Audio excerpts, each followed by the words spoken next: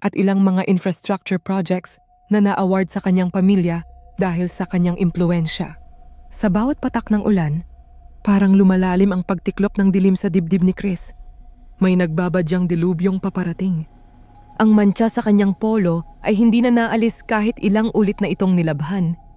Hindi ito karaniwang dumi, kundi alaala ng mga inilibing na hustisya sa putik at panlilinlang. Simula nang pasukin niya ang politika ay hindi na siya napag-isa.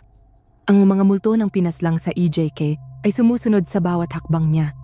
Sila ang mga hindi makapagpahinga, mga aninong naghahanap ng hustisya na nilamon ng korupsyon at kasakiman.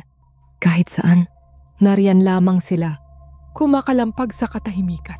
Ngunit kapag tiningnan niya sa mga larawan niya at mga video, wala naman ang mantsa.